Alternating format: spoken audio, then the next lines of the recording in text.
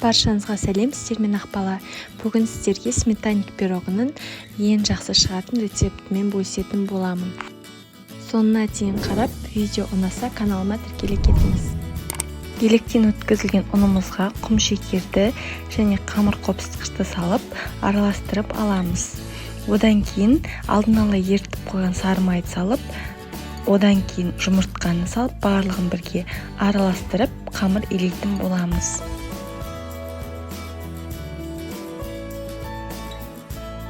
Дайын болған қамырымызды 10 минутқа салфанға салып қойып қоямыз.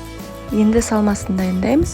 Ол үшін бізге 20% қаймақ керек болады және үстіне кішкене ванилин, құм шекер салып және жұмыртқаны салып барлығын жақсылап бір араластырып аламыз.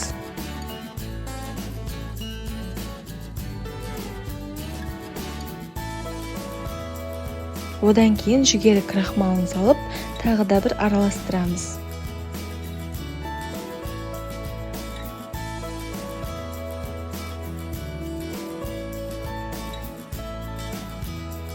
Енді формамыздың жанына бөлме температурасына еріп тұрған сары майды жағып шығамыз.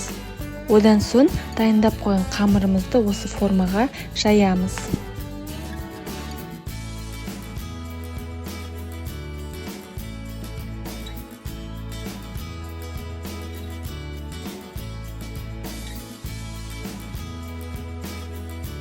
Одан соң осындай лопатканың көмегімен тегістеп шығамыз.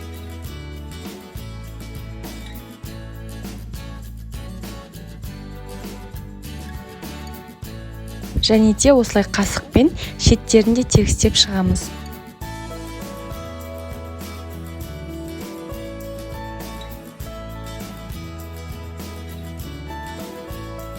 Және болған соң осындай шанышқының көмегімен кішкене тесіктер жасаймыз. Одан кейін салмамызды құямыз. Алдын ала қыздырып қойған 180 градус пеште 45 минут пісіреміз. Піскеннен кейін формадан бірден алмаймыз, кішкене суығанын күтеміз.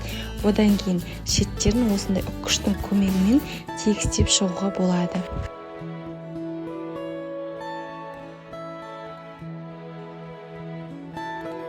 Мінекей осымен сметанник пирогымыз дайын болды.